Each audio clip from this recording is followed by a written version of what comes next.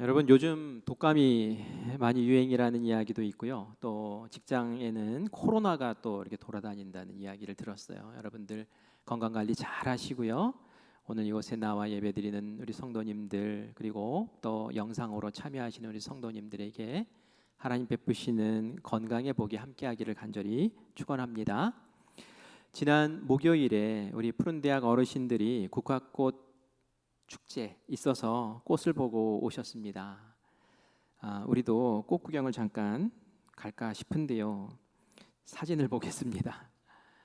네, 여러분 저 사진 보면서 저거 무슨 꽃이야 하고 금방 알아보시겠습니까? 네, 그 다음 사진 볼게요. 예, 이 꽃도 못지않게 예쁘네요. 그렇죠? 어떤 꽃일까요? 제가 일부 예배 때 물어보니까요. 벚꽃 아닌가요? 하면서 이제 벚꽃 얘기들이 많이 나왔어요. 그런데 벚꽃 아니고요. 배꽃. 처음에 보았던 것은 배꽃. 이화라고 얘기를 하죠. 이화. 그리고 두 번째 보았던 것은 복숭아꽃, 복사꽃이라고 얘기하는 꽃입니다. 참 예쁘죠? 이 앞에도 강단에 아름답게 꽃으로 장식돼 있어요. 제가 권사님에게 물었어요. 권사님 이건 무슨 꽃이에요? 무슨 꽃이에요? 하고 물어봤더니 알려주시는데 금방 까먹겠더라고요. 들을 때부터 벌써. 그래서 권사님한테 얘기했어요. 권사님 저 이거 다 까먹을 거예요. 다음에 또 물어보면 그냥 알려주셔야 돼요. 그렇게 얘기를 했는데 어쨌든 예쁜 꽃이 이렇게 장식이 되어 있어서 너무 좋습니다. 과수원에 이런 꽃이 피면은 참 보기 좋죠. 그죠? 아름답습니다. 그런데 여름이 지나고 가을이 되었을 때에 농부가 과수원에 갔더니 배가 안 달렸고 복숭아가 안 달렸으면 마음이 어떨까요? 마음이 무너지겠죠. 분명히 봄에 꽃이 활짝 피어 있었는데 아니 가을에 열매가 없다면 이것은 실패한 거죠. 꽃보다 더 중요한 것은 사실 농부의 입장에서는 열매이죠. 꽃이 열매로 이루어질 때에 그때에 잘했다, 행복하다, 감사하다라는 그러한 행복의 말이 나올 줄 믿습니다. 제가 이거 서두에 슬픈 이야기를 해서 참 죄송합니다. 제가 이렇게 얘기한 이유는 신앙생활이 꼭 그렇다는 이야기를 하려고 하는 거예요. 신앙생활에 꽃이 있습니다.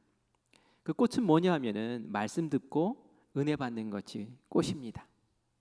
말씀 들으면서 아하 깨달음이 생기고 오호 하나님이 나를 이렇게 사랑하셨나? 하나님이 나에게 이런 은혜를 주시네 하면 내 마음에 꽃이 활짝 핍니다.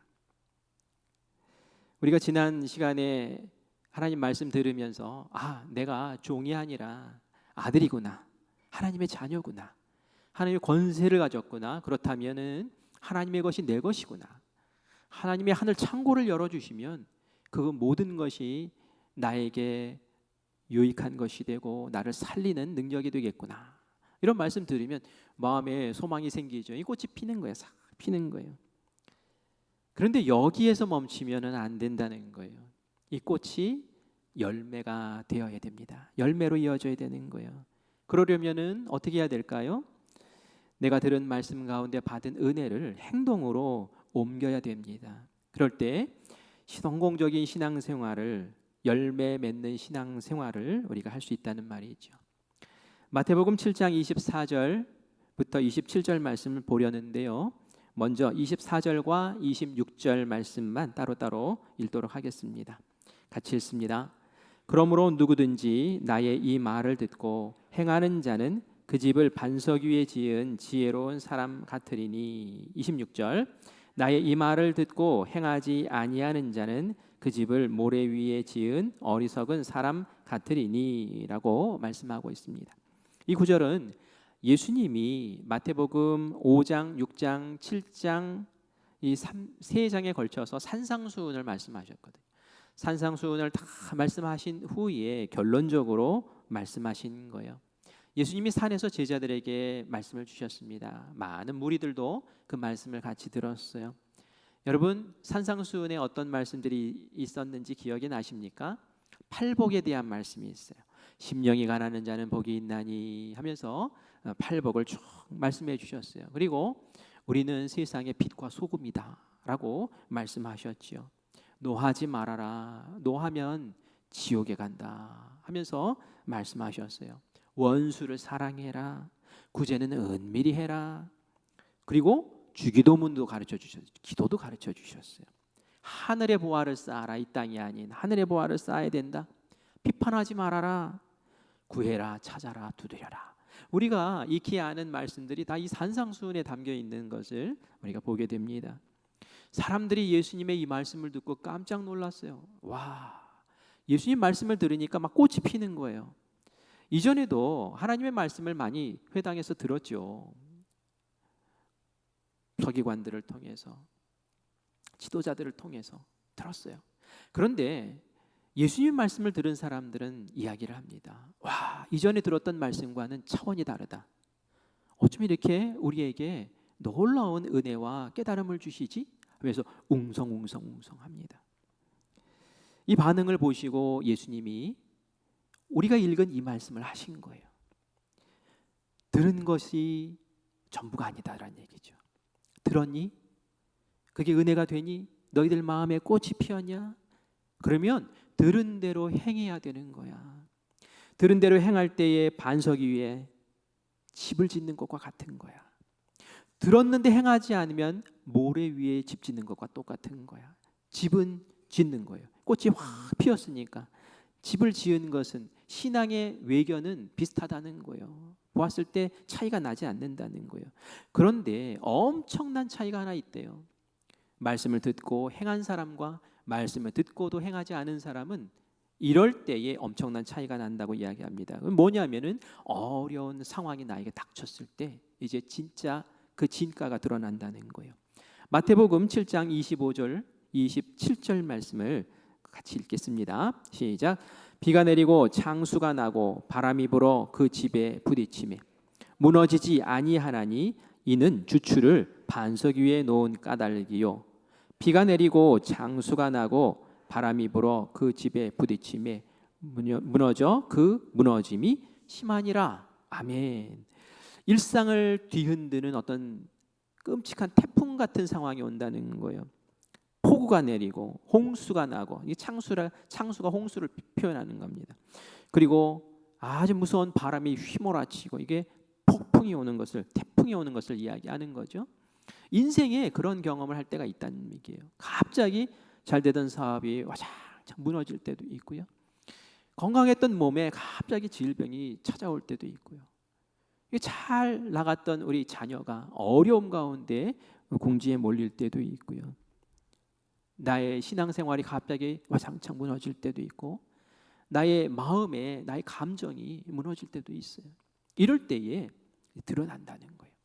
내가 평소에 말씀을 잘 새겨 듣고 그 말씀 가운데 반석으로 삼고 주춧돌을 잘 세워서 기둥을 세워서 집을 잘 지은 그런 행함이 있었던 신앙인들은 이런 것들 왔을 때에 꼼짝 안 합니다. 잘 이겨냅니다. 그런데 그렇지 않았던 사람들, 말씀을 듣고 그냥 그 순간에만 아멘 하고 그냥 스쳐 지나가는 그런 사람들은 이런 어려움 겪게 되면은 와장창 무너진다는 거예요. 왜요? 모래 위에 지은 집 같기 때문에 그렇다는 겁니다. 우리나라에 그 아파트 소식이 하나 있었어요. 지하 주차장을 짓는데 그게 와장창 무너졌대요. 그래서 조사를 해봤더니 철근을 덜 넣었대요. 60%를 덜 넣었대나 그렇답니다. 강도가 부족한 한 30% 정도 강도가 부족한 콘크리트를 사용해서 지었다는 거예요. 그러니 하중이 실렸을 때에 무너질 수밖에 없는 거죠. 중국에 대나무 아파트라는 게 있답니다. 여러분 대나무 아파트 들어보셨어요? 대나무로 지었나? 아파트를 어떻게 대나무로 짓지? 정말 대나무가 들어갔어요. 철근 대신 대나무를 집어넣었어요. 그랬더니 이 아파트가 이렇게 통째로 거꾸로져 있더라고요. 그래서 두부 아파트다라는 이야기를 합니다. 이게 다 뭡니까? 기초와 그 기반이 온전하지 않으니까 와장창 무너지는 그런 모습을 이렇게 보여주는 거예요. 말씀을 듣고 은혜를 받았지만 그것을 행동으로 옮기지 못한다면 우리 신앙도 부실공사가 있을 수 있다는 거예요. 우리의 모습은 비슷해 보여도 신앙하는 모습은 비슷해 보여도 내가 말씀 가운데 정하고 순종하지 못하면, 순종하지 않는 그런 삶을 살면은 우리의 신앙은 이런 대나무 아파트 같은 그런 꼴이 될 수도 있다라는 이야기입니다. 우리가 속회를 모이죠. 주일에 전한 말씀을 같이 나누고, 그리고 이 말씀으로 우리가 어떻게 살까를 나누는 시간이 속회예요. 물론 우리 서로 격려하고 아픔을 들어주고 서로 기도해주고 서로 영적인 가족으로 돌봐주는 것도 있지만, 우리가 중요하게 생각해야 될 또 한 가지는 말씀을 나누면서 이번에 들은 강단에서 선포된 이 말씀이 나에게는 어떻게 적용될 수 있을까? 나는 어떻게 삶으로 살아낼 수 있을까? 이런 것들을 서로 나누고, 그리고 그것을 서로 점검해 주는 시간이 또 속회이기도 합니다. 지난주에 제가 하나님을 주인으로 모신 아들과 딸, 우리에게는 하나님을 주인으로 모시는 훈련이 필요하다 그랬어요. 그게 바로 11조 정신이라는 걸 얘기했어요. 물질에 대해서도, 시간에 대해서도, 또 나의 은사에 대해서도, 나의 삶의 영역의 모든 부분이 하나님이 정말 주인이시라고 내가 고백한다면 하나님께 11조의 마음으로 바칠 수 있는, 그래서 내 삶을 이끌어 달라고 고백할 수 있는 그런 모습이 있어야 된다고 말씀을 드렸고, 그 훈련을 여러분들이 하십시오라고 얘기했어요. 여러분, 지난주에 그 말씀 듣고 여러분 무엇을 실천으로 옮겨봤습니까? 아, 그렇구나 하고 고개 끄덕끄덕이고 말았으면 꽃 피고 그냥 꽃 지고 만 거예요. 그러나 그 가운데 한 가지라도 내가 딱 지키고, 하나님, 제가 기도의 11조를 못 드렸습니다. 하나님, 제가 새벽 기도에 나가보겠습니다. 하나님, 제가 이 시간 가운데 하나님과 만나는 그 11조의 시간을 구별을 못했습니다. 내가 시간을 구별하고 말씀을 묵상하고 생명의 삶을 찾아보고 그렇게 하겠습니다. 내가 이 재물 가운데 11조 생활 못했습니다. 하나님, 결단합니다. 이런 실천과 이런 행동으로 나아가는 무언가가 있었을 때에 우리 안에 온전한 신앙의 성숙과 변화와 능력되는 역사가 일어난다는 얘기예요. 그렇지 않으면 모래 위에 집 짓는 것과 뭐가 다르겠습니까? 꽃만 피었다가 지는 그런 상황 되지 말라는 거예요. 마태복음 7장 21절 말씀을 같이 읽어보겠습니다. 나더러 주여 주여 하는 자마다 다 천국에 들어갈 것이 아니요 다만 하늘에 계신 내 아버지의 뜻대로 행하는 자라야 들어가리라. 아멘. 뜻대로 어떻게 하는 사람이요? 행하는 사람이 들어간다라고 얘기를 해요. 천국? 그런 사람이 들어간다는 거예요. 목사님, 아니 천국은 믿음으로 가는 거지 어떻게 행함으로 가는 겁니까? 라고 질문할 수 있겠죠. 그런데 믿으면 행합니다. 믿으면 행하잖아요. 이 약 먹고 내가 나을 거야 라고 믿기 때문에 그 약 먹지 않습니까?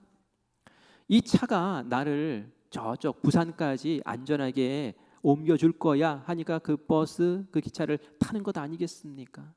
이 다리가 안전하게 나를 저쪽으로 건너가게 할 거야 믿으니까 그 다리를 건널 수 있는 거잖아요. 정말 믿으면 행합니다. 온전한 믿음이 아니기 때문에 행하지를 못하는 거예요.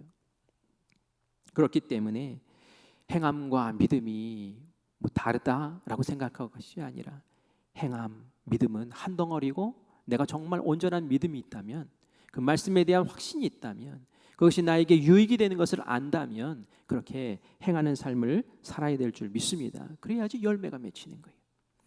오늘 우리가 읽은 본문 말씀으로 가보면은 바울이 예수님을 만나 회심한 사건을 자기가 간증 형식으로 말하는 것을 볼 수 있습니다.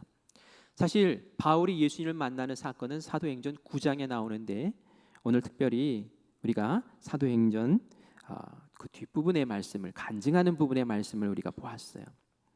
바울은 엄격한 교육을 받은, 율법 교육을 받은 사람이죠. 하나님 뜨겁게 사랑했어요. 열정이 끓어오르는 그런 사람이었어요. 그가 생각했어요. 예수 믿는 사람들을 보니까 유대교의 아주 암적인 존재들인 거예요. 악의 축인 거예요. 저들은 다 죽여버려야 돼. 그렇지 않으면 우리 유대교가 오염되고 훼손될 거야. 이단이야 라는 마음으로 막 펄쩍펄쩍 뛰기 시작합니다. 예수 믿는 사람들을 잡아서 감옥에 가두고, 그리고 죽이기까지 앞장서는 일을 서슴지 않습니다. 그러다가 다메섹으로 도망간 그리스도인 잡겠다고 다메섹 그 가는 길을 걷다가 큰 빛을 만나게 되죠. 아주 강렬한 빛을 만나게 된 것 같아요. 그리고서는 말에서 바닥으로 떨어집니다. 떨어졌을 때에 음성이 하나 들리죠. 어떤 음성이었습니까? 사울아, 사울아, 네가 왜 나를 박해하느냐라는 것이. 사울아, 왜 나를 박해하느냐. 이 바울이 깜짝 놀랐어요. 이 음성이 도대체 어디서 나는가? 주변에 있는 사람이 낼 리는 없고 분명히 하늘에서 들리는 것 같은데 주님 누구십니까? 하고 묻죠. 이때에 또 음성이 들립니다. 네가 박해하는 나사렛 예수다. 이 말을 듣는데 머릿속이 하얗게 질려버려요. 내가 지금 예수님을 픽박한 거야? 내가 예수 믿는 사람 픽박한 것이 바로 하나님의 아들을 픽박한 거야? 그리스도를 픽박한 거야? 내가 그렇게 그리스도를 기다렸는데 내가 무슨 짓을 한 거야? 그 마음이 와장창 무너지는 거죠. 바들바들 떨면서 그 자리에서 회개합니다. 주여, 제가 주님을 핍박했습니까? 잘못했습니다. 제가 몰랐습니다. 그리고 나서 이 바울이 그 들리는 음성, 그 예수님을 향해서 이제 이야기하는 것이 10절에 나옵니다. 우리 10절 말씀 같이 읽겠습니다. 내가 이르되 주님 무엇을 하리이까? 주께서 이르시되 일어나 다메섹으로 들어가라. 네가 해야 할 모든 것을 거기서 누가 이르리라 하거늘. 아멘. 뭐라고 얘기합니까? 바울이 얘기해요. 주님 무엇을 하리이까? 주님 무엇을 하리이까? 오늘 설교 제목이 주님 무엇을 하리이까입니다. 이 이야기가 사도행전 9장에도 나온다고 그랬죠. 제가 9장 말씀이 아니라 굳이 사도행전 22장 말씀을 택한 이유는 9장에는 주님 무엇을 하리이까 이 내용이 없어요. 그런데 그가 간증을 할 때는 이 말씀까지도 이 이야기까지도 하고 있는 거예요. 저는 이 부분이 너무 중요하다고 생각해서 이 본문을 택한 거예요. 그냥 예수님 만나서 내가 잘못됐구나라는 것 알고 깨닫고 하나님 회개합니다. 잘못됐습니다. 이제는 그리스도인들 죽이지 않겠습니다. 저는 이제 이 삶을 멈추겠습니다. 라고 끝난 것이 아니었다는 거예요. 예수님 만나고 그리스도를 만나고 내가 이전 삶을 정리할 뿐만이 아니라 내 마음에 꽃이 피었으니 주여 새 삶을 어떻게 살아야 합니까? 내가 무엇을 행해야 합니까? 라고 물었다는 거예요. 이것이 바울이 가진 특별한 점이라는 겁니다. 그러자 예수님 말씀하시죠. 다메섹으로 들어가라. 네가 무엇을 행해야 할지 알려줄 사람을 보내줄 테니 다메섹으로 들어가라. 그래서 눈이 다친 상태에서 사람에 이끌려서 다메섹으로 들어가죠. 다메섹 도시에 들어가서 한 곳에서 머물러 있을 때에 아나니아라는 사람이 예수님의 음성을 듣고 그곳에 찾아옵니다. 안수합니다. 그러자 눈이 열립니다. 그리고 나서는 예수님이 이 바울에게 전하라고 하셨던 그 말씀을 그대로 전해줍니다. 그 말씀이 15절 말씀에 간략하게 표현됩니다. 우리 15절 같이 읽겠습니다. 네가 그를 위하여 모든 사람 앞에서 네가 보고 들은 것에 증인이 되리라. 아멘. 증인되는 삶 살아라. 네가 이전에는 복음을 전하는 사람 죽이는 삶을 살았지만 이제는 복음 전하는 삶을 살아라. 너는 이방인들을 위해서 복음 전하는 선교사가 될 거야. 그리고 그 선교의 일을 할 때에 너에게는 고난이 찾아올 거야. 이 말을 듣고 바울은 아멘 하고 순종을 하죠. 근데 참 마음이 어려웠을 거예요. 왜냐하면 어제까지만 해도 예수 믿는 사람 죽이러 다니던 사람이 이제는 얼굴을 싹 바꿔서 이제 예수 믿으라고 말을 해야 되니 얼마나 난감합니까? 이게 결코 쉬운 일이 아니었을 거예요. 그런데 바울이 어떻게 합니까? 바울은 주님 내가 무엇을 할까요? 묻고 이것을 해라 라고 응답 주셨을 때에 아멘 하고 즉시 나아가는 것을 보게 돼요. 우리 사도행전 9장 20절 말씀 봅니다. 즉시로 각 회당에서 예수가 하나님의 아들이심을 전파하니. 아멘. 지금 다메섹에 있는 거예요.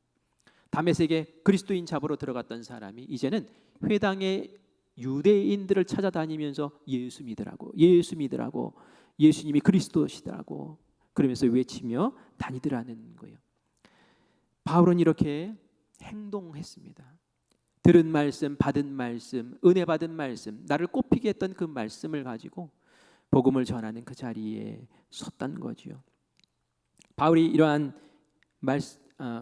말을 전할 수 있었던, 그런 행동할 수 있었던 근거는 무엇이었을까요? 자기의 신념, 자기의 주장, 자기의 소견이었을까요? 그렇지 않았어요.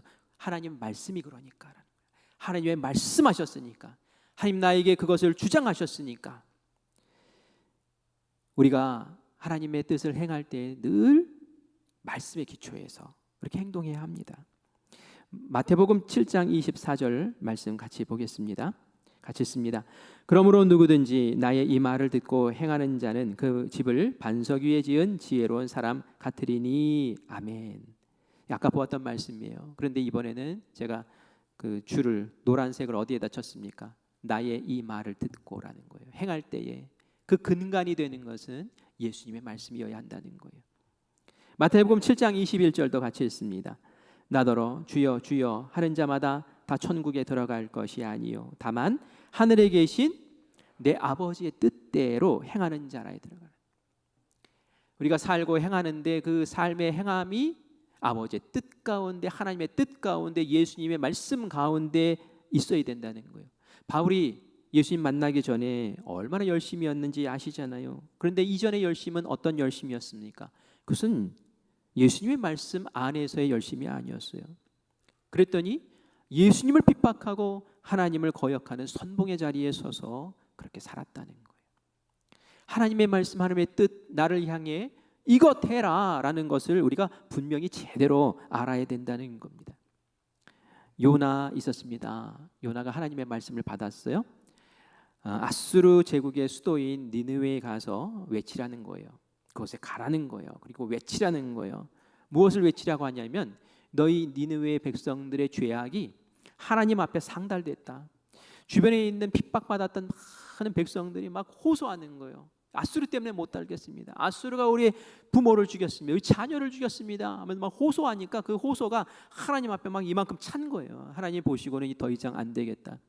이걸 때려잡든지 무너뜨리든지 짓밟든지 내가 이제 결정을 해야겠다 생각을 하시고 그 전에 한번 기회를 주신 거죠. 요나 선지자에게 가서 너희들의 그 죄악이 하나님 앞에 지금 상달됐다, 이만큼 찼다라는 걸 알려주라는 거예요. 이때에 요나는 어떻게 했습니까? 아멘 했습니까? 안 했어요. 반대편 다시스로 배 타고 도망갑니다. 거부한 거예요. 왜 하나님이 전하라신 그 말씀 순종하지 않고 도망을 가는 걸까요? 그것은 자기의 소견이 있었기 때문에 그래요. 하나님의 말씀이 분명히 있는데도 그의 행동은 자기의 소견 따라 움직인 거예요. 어떤 소견이 있었습니까? 아수르가 하나님의 말씀을 듣고 회개하면 어떡하지? 이게 있었던 거예요. 아수르는 회개하면 안 되는데, 아수르는 하나님께 짓밟혀가지고 망해야 되는데, 죽어야 되는데, 내가 하나님 말씀 따라 그곳에 가서 전했다가 혹시라도 이 사람들 마음이 변해서 회개하면 하나님이 이 사람들 살려주면 어떡하지? 벌써 하나님의 뜻이 무엇인지 알고 있었다는 얘기예요. 그럼에도 불구하고 하나님의 뜻을 딱 외면하고 내 뜻대로 움직인 것이 바로 이 요나였다는 거예요. 성경 말씀에는 분명히 이야기합니다. 하나님의 뜻이 무엇인지 알려주죠. 베드로후서 3장 9절 말씀을 같이 읽습니다. 오직 주께서는 너희를 대하여 오래 참으사 아무도 멸망하지 아니하고 다 회개하기에 이르기를 원하시느니라. 아멘. 아무도 멸망하지 않기를 바라세요. 아무도 멸망하지 않기를 바라세요. 아무리 악한 이라도 회개하고 나에게 돌아와라. 이것이 바로 하나님의 진심이라는 거예요. 이것을 요나가 몰랐을까요? 알았죠. 하지만 그 행동은 자기의 소견대로 원수가 아파야 돼. 우리도 일본에 대해서 감정이 이렇게 좋지 않잖아요.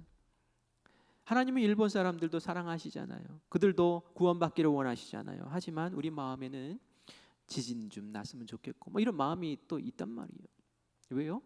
이전에 우리가 받은 핍박과 어려움과 그 아픔의 감정들이 아직도 있고, 그들은 왜 이렇게 반성을 안 하는지, 한 번도 잘못됐다는 얘기도 안 하고, 그렇죠? 그러니까 그것 때문에라도 이제 그런 아픔을 표현을 하게 되는데 하나님의 뜻은 아니죠. 우리가 알지요. 하나님은 그거 원하지 않는다는 거. 하나님을 뜻을 외면하고 도피한 이 요나는 어떻게 됩니까? 요나가 간 곳에 같이 있었던 사람들도 다 어려움 겪어요. 막 배가 난파 위기에 처하잖아요. 그리고 결국은 내가 잘못해서 그런 거다. 내가 하나님의 뜻을 거역하고 내가 도망가다가 이렇게 된 거다라고 이야기하니 결국 바다에 던짐을 받는 죽음의 상황까지 가게 됩니다. 하나님의 뜻을 거역하는 것, 하나님의 뜻이 아닌 내 뜻대로 사는 것, 그것이 형통의 길이 절대로 아니라는 것을 우리가 알아야 됩니다. 그래도 참 감사한 것은 요나가 회개하죠. 하나님 말씀에 순종해서 다메섹에 가서 하나님의 뜻을 전하지요. 그러자 왕부터 신하, 백성 그리고 그 가축까지도 회개의 자리에 참여하게 됩니다. 결국은 변화되는 거예요. 결국은 하나님이 원하시는 대로 역사가 일어납니다. 하나님이 심판을 안 하세요. 요나가 어땠을까요? 마음이 역시 하나님이십니다 이랬을까요? 아니에요. 하나님께 막 화를 냅니다. 하나님 짜증냅니다. 왜요? 내 이럴 줄 알았어라는 거예요. 왜 이럴 줄 알았어? 망했어야 되는 백성이 하나님의 경고를 듣고 저렇게 회개할 줄 알았어. 이건 아니잖아. 이러면서 마음에 전전긍긍하다가 요나서가 딱 맞춰요. 아주 시원하지가 않아요. 답답한 상태로 맞춰져요. 그런데 저는 그 요나의 마지막까지 갈등하는 그 모습, 하나님 뜻, 내 뜻 가운데서 막 갈등하는 그 모습이 바로 우리 신앙인의 실존이 아닌가 하는 생각을 합니다. 하나님 말씀 듣고 우리가 결단하잖아요. 하나님 그렇게 하겠습니다. 성경 말씀 공부하고 그렇게 결단하잖아요. 그렇게 하겠습니다. 근데 막상 살 때 어떻습니까? 내 뜻대로 그냥 하지 않습니까? 요나의 모습과 뭐가 다르겠어요? 해야 되는 거예요. 해야 되는 거예요. 하나님의 뜻이 있고 내 뜻이 있을 때에 하나님의 뜻에 내가 올라타야 되는 거예요. 예수님이 그러셨잖아요. 예수님은 늘 하나님의 뜻 가운데 사셨던 분이에요. 하나님의 뜻을 알고 살기 위해서 새벽마다 기도하셨어요. 새벽에 한적한 곳을 찾아서 제자들은 다 자고 있는데 그곳에서 오늘 하루의 일정을 하나님께 아뢰고 하나님 제가 어디로 가서 무슨 일을 해야 할까요? 하면서 그 뜻을 구하고 그리고 나서 하나님이 가르쳐 주시는 대로 하루 온종일을 그렇게 진행을 합니다. 그리고 하루를 마감할 때는 또 한적한 곳에 가셔서 무릎 꿇고 기도하시면서 오늘 있었던 일들을 보고하고 그리고 하나님께서 주시는 그러한 능력으로 다시 충전하면서 하루를 마감하셨어요. 하나님의 뜻 가운데서 온전한 공생애를 사셨던 그 예수님인데 이 예수님도 딱 한순간에는 자기 뜻을 주장합니다. 어딘지 여러분 아시죠? 그 고비가 어딘지 아시죠? 십자가에 달리기 전 겟세마네 동산에서 하나님 제 뜻은 이렇습니다. 제 뜻은 이렇습니다. 제 마음은 이렇습니다 하면서 3번씩이나 이야기했어요. 십자가를 피하게 해주세요. 이 고난의 잔을 저에게서 지나가게 해주세요. 저도 십자가 지기는 싫습니다. 하나님 아시잖아요. 그것이 얼마나 고통스러운 일인지 저 좀 살려주세요. 그런데 말이죠. 예수님은 하나님의 뜻을 이미 알고 계시잖아요. 제자들에게 내가 십자가에 고난받고 죽고 3일 만에 부활할 거야. 다 얘기해 주셨어요. 그럼에도 불구하고 예수님도 갈등하신 거예요. 하나님의 아들조차도 갈등하고 계셨던 거예요. 하지만 어떻습니까? 결국은 그 하나님의 뜻에 올라타 버려요. 마지막에 고백하죠. 내 뜻대로 마시고 아버지의 뜻대로 하시옵소서.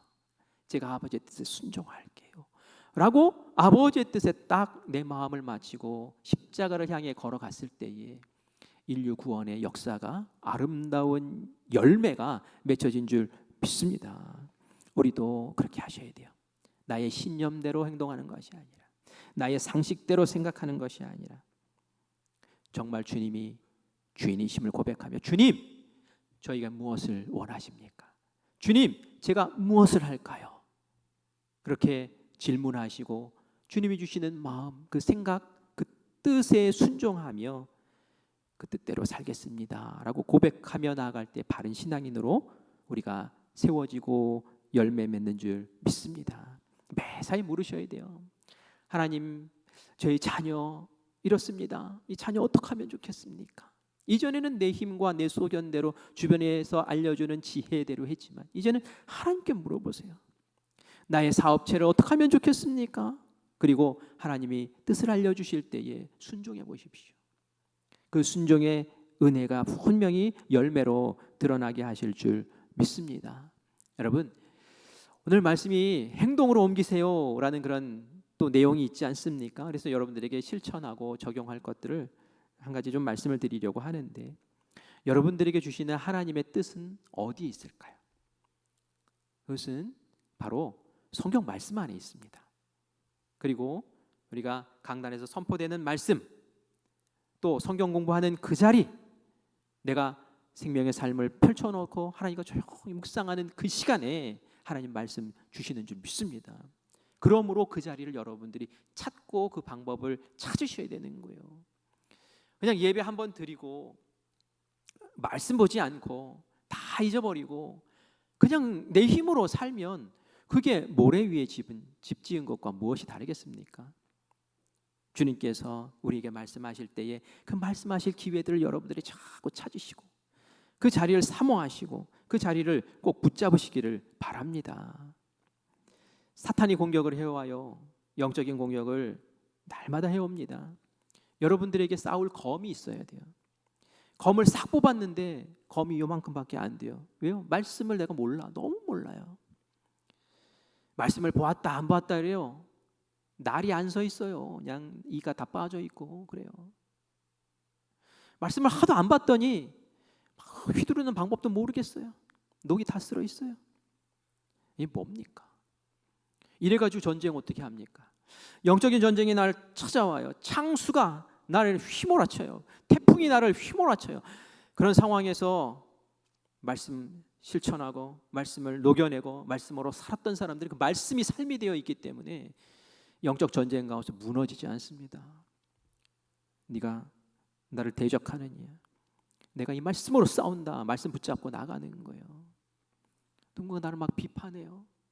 그럼 막 마음이 무너져요. 감정이 상하고 속상해요. 성경 말씀을 딱 붙잡는 거예요. 아, 산상수훈에서 예수님 말씀하셨죠? 비판하지 말라고. 나도 막 비판하고 싶은 마음이 들고 나도 막 쏟아놓고 싶은 마음이 들지만 비판하지 말라고 그랬죠. 나의 들보를 빼라고 그러셨죠. 그래요. 하나님, 저의 들보를 먼저 뺍니다. 그 비판을 듣고 보니 저희 잘못이 깨달아집니다. 하나님, 그렇습니다. 이 말씀으로 영적 전쟁을 싸우는 거예요.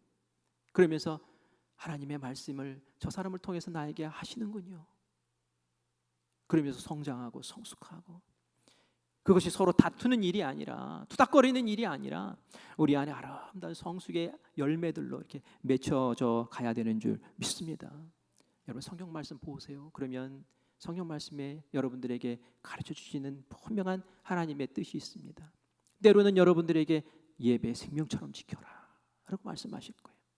때로는 왜 이렇게 기도를 안 하느냐, 두드려라, 찾아라, 분명히 내가 얘기하잖아 하고 그 말씀을 주실 때도 있어요. 그러면 어떻게 해야 됩니까? 기도하는 자리 찾아야죠. 말씀 지켜 행해야죠. 왜 이렇게 염려하느냐? 내가 너와 함께 하는데 이 말씀 받으면 염려 쫓아내야죠. 계속 염려하고 있으면 아니죠.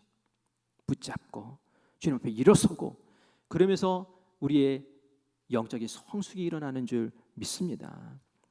11월 한 달 동안 제가 매주 이렇게 신앙생활합시다 라는 말씀으로 여러분들과 함께 나누려고 해요. 오늘은 여러분, 신앙생활은 행함에 있습니다 라는 거예요.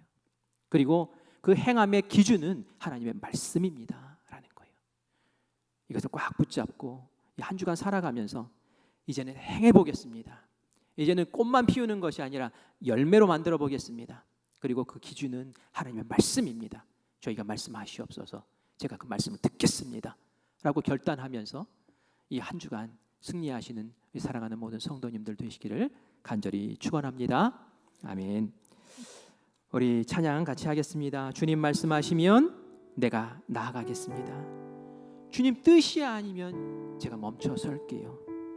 뜻하신 그곳에, 하나님 뜻이 있는 말씀이 있는 그곳에 제가 서 있겠습니다. 주여, 저를 하나님의 일꾼으로 사용해 주세요라는 말씀입니다.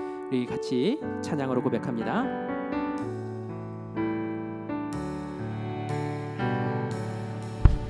주님 말씀하시면 내가 나가리라. 주님 뜻이 아니면 내가 멈춰서리라. 나의 가고 서는 것 주님 뜻에 있으니 오 주님 나를 이끄소서. 주님 말씀하시며 주님 말씀하시며 내가 나가리라. 주님 뜻이 아니면 내가 멈춰서리라. 나의 가고 서는 것 주님 뜻에 있으니 오 주님 나를 이끄소서. 뜻하신 그곳에 나 있길 원합니다. 이끄시는 대로 순종하며 살리네. 연약한 내 영혼 구하려니라. 주님 나라와 그 뜻을 위하여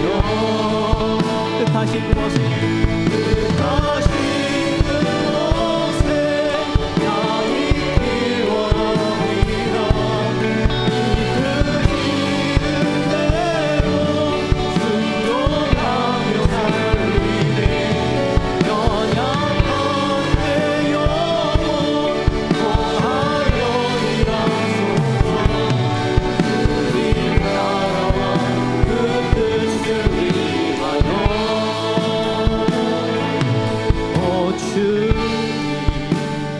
나를 이끄소서. 우리 함께 기도할 때에 꽃이 열매를 맺을 때 가치가 있는 것처럼 우리의 신앙도 꽃만 피어있는 신앙이 아니라 열매 맺는 신앙으로 나아갈 수 있도록 주님 역사하여 주시옵소서. 듣고 결단한 것들을 행동으로 옮길 수 있는 진짜 신앙인들 되게 해달라고 우리 함께 기도하기 원합니다. 우리의 행함의 기준이 나의 소신이 아니라 하나님의 말씀에 있기를 원합니다. 바울처럼 요나처럼 자신의 소견대로 했다가 하나님을 거역하는 것이 아니라 예수님처럼 십자가 앞에 나의 뜻을 내려놓고 말씀 붙잡고 그 말씀에 올라타 하나님 믿음으로 주님 앞에 서게 해달라고 우리 함께 기도합시다. 그럴 때 우리를 지키시고 우리의 가정을 지키시고 우리의 자녀를 돌보시고 또 우리의 교회를 세우시는 하나님의 역사가 일어날 줄 믿습니다. 우리 주님 한번 부르고 함께 합심해서 기도하겠습니다. 주여 아버지 하나님 은혜를 감사합니다. 오늘로 주님께서 우리에게 말씀하셨습니다. 우리의 연약한 부분이 우리의 연약한 고리가 바로 그곳에 있었습니다. 말씀 듣고 아버지 외면하지 말게 하여 주시고 말씀 듣고 잊어버리지 말게 하여 주시고 말씀 듣고 행할 수 있는 저희들이 될 수 있도록 주여 인도하여 주시옵소서. 꽃만 화려하게 피어있는 신앙이 아니라 꽃을 시들고 그곳에 열매가 맺히는 아름다운 은혜의 삶, 역사의 삶 될 수 있도록 주님 인도하여 주시옵소서. 행동하게 하여 주시옵소서. 그래서 변화와 성수가 기적이 넘치게 하여 주시옵소서. 주님 내 속에 있는 아버지 내 감정들과 내 소견들은 예수 그리스도의 십자가 앞에 모두 내려놓게 하여 주시고 내 뜻이 이렇지만 하나님 뜻이 그렇다면 아버지 하나님 그 하나님의 뜻 가운데 내가 내 무릎 꿇고 순종하느라고 소원하오니 주여 우리의 마음이 아버지의 순종의 영으로 아버지 우리의 행동이 주님의 영으로 아버지 가득차게 하여 주실 우리를 얻는 우리 되게 하여 주시옵소서. 그 일 걷는 우리에게 살리는 역사가 일어나고 승리의 역사가 일어나고 주님의 은혜의 소망들이 기적이 넘쳐나는 귀한 주님의 은혜의 백성들 은혜의 자녀들 되게 하여 주시옵소서. 주님께서 인도하실 줄 믿사옵고 살아계신 예수님의 이름으로 기도합니다. 하나님 꽃은 시들지만 하나님께서는 우리에게 열매를 맺히게 하시는 줄 믿습니다.